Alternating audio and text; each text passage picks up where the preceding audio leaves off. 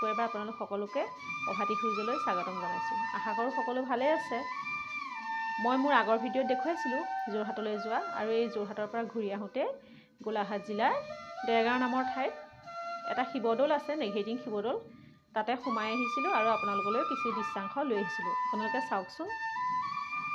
এটি ৰোডৰ পৰা সোমাই আহিলোঁ আমি নেঘেৰিটিং শিৱদৌললৈ। এয়া এইখন প্ৰথম গেট পাইছোঁ। এয়া আপোনালোককো দেখাওঁ বুলি ভাবিছোঁ। ব'লক আজি নেঘেৰিটিং শিৱ মন্দিৰত কি কি দেখিম আপোনালোকক সকলো দেখাম। ব'লক তেতিয়াহ'লে। গোলাঘাট জিলাৰ দেৰগাঁৱৰ নিচেই ওচৰতে অৱস্থিত নেঘেৰিটিং শিৱ মন্দিৰ। যোৰহাটৰ পৰা এই মন্দিৰৰ দূৰত্ব 25 কিলোমিটাৰ আৰু গোলাঘাটৰ পৰা প্ৰায় 28 কিলোমিটাৰ।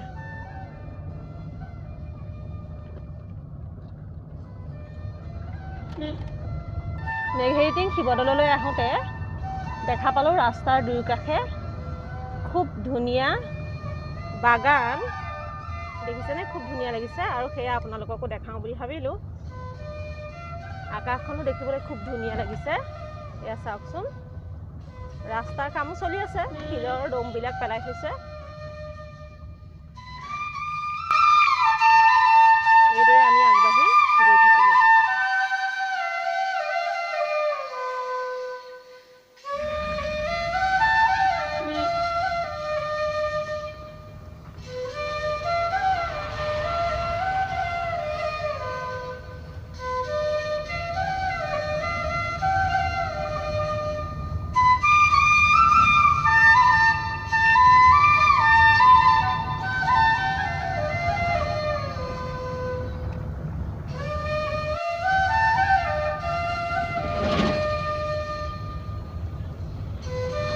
এয়া আমি লাহে লাহে অলপ তললৈ নামি আহি আছোঁ।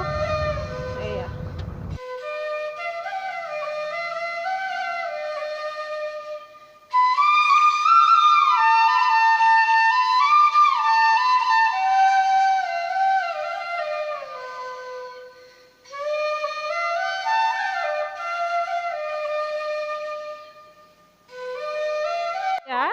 আহি আমি নেঘেৰিটিং শিৱদৌলৰ ওচৰত উপস্থিত হ'লোহি।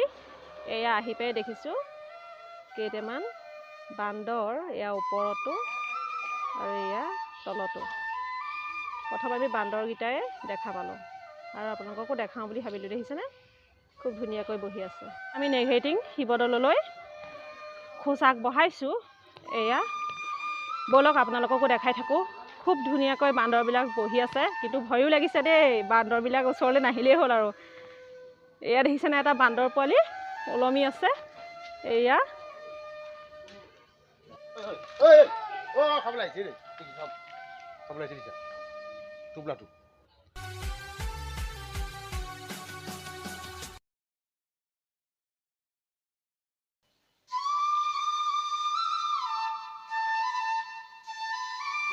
যাবলৈ ভয় লাগিছে দেই, কি কৰোঁ এতিয়া?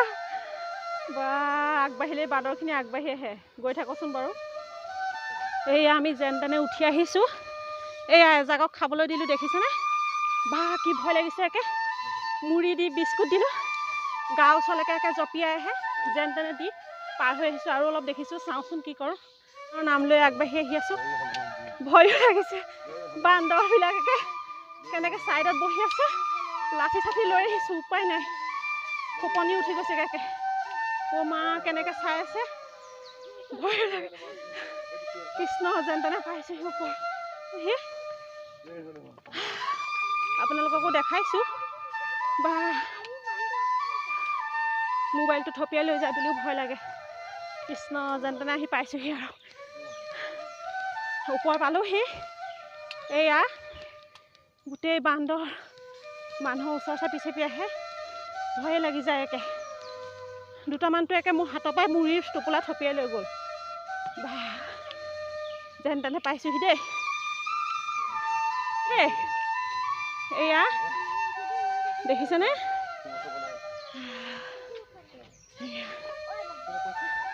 নেপায় নক'বা। কৃষ্ণ, আকৌ ভালে খালে উভতি যাব পাৰিলেই হ'ল আৰু। ৰাম ৰাম, ভয় লাগিছে। গৈ থাকোঁ।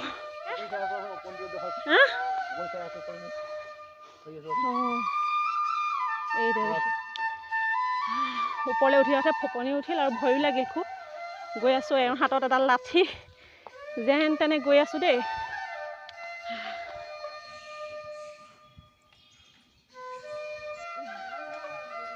পংখী সেৱা কৰা, বহিল মা পংখী ধুনীয়াকৈ।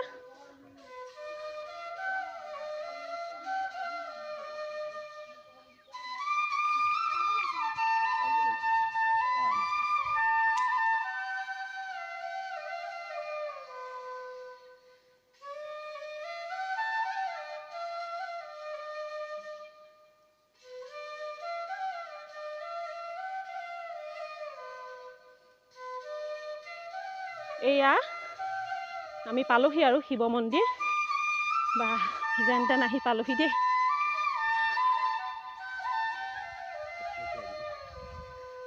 খুব ধুনীয়া লাগিছে, কিন্তু বান্দৰৰহে ভয়।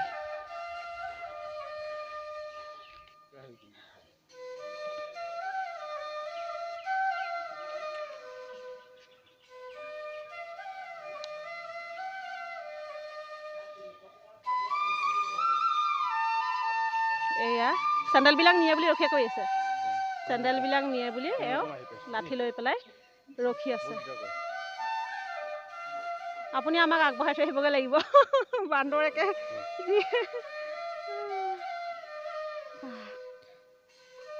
এই প্ৰসিদ্ধ শিৱ মন্দিৰটো আহোম স্বৰ্গদেউ ৰাজেশ্বৰ সিংহৰ দিনত অৰ্থাৎ 1751 পৰা 1769 খ্ৰীষ্টাব্দৰ ভিতৰত নিৰ্মাণ কৰা হৈছিল।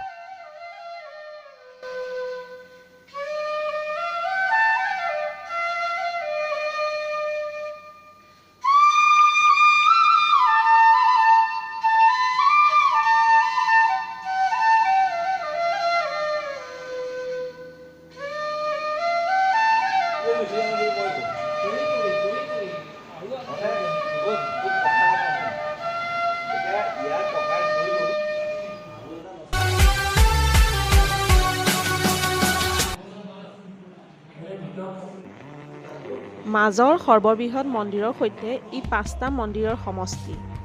মাজৰ মন্দিৰটো শিৱৰ আৰু কাষৰ 4টা ক্ৰমে গণেশ, সূৰ্য, দুৰ্গা আৰু বিষ্ণুৰ। এটা টিলাৰ ওপৰত অৱস্থিত এই মন্দিৰৰ চৌপাশৰ দৃশ্য অতি মনোৰম। এই দৌলৰ বেৰত নানা তৰহৰ মূৰ্তি কটা আছে।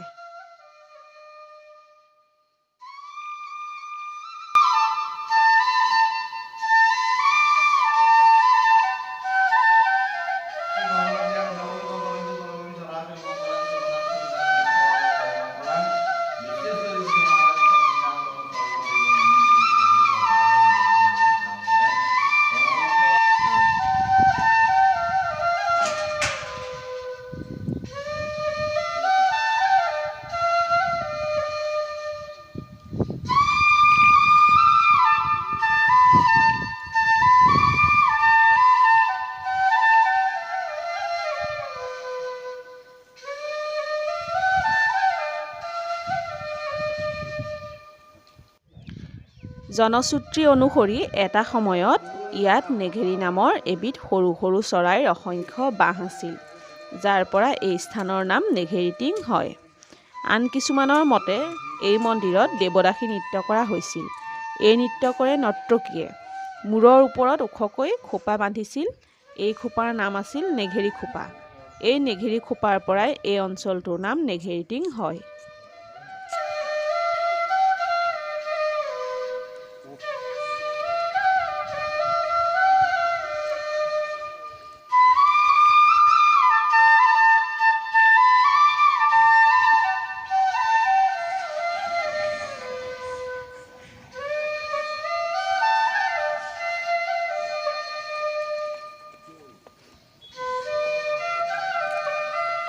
বান্দৰ দেখি আমাৰ আহোঁতে ভয় লাগিল আৰু এখেতক এইদৰে আমি আগবঢ়াই দিবলৈ লৈ আহিছোঁ। দেখিছেনে, হাতত লাঠি, দুডাল লাঠি, একে দুটা হাতত, আৰু এইদৰে আমি তেখেতক লৈ আহিছোঁ আগবঢ়াই দিবলৈ।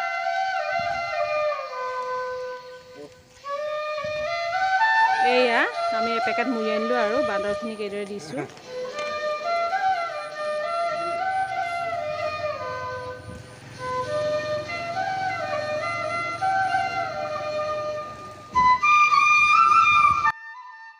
আপোনালোকে ভিডিঅ'টো চাই চাগে নিশ্চয় ভাল পালে।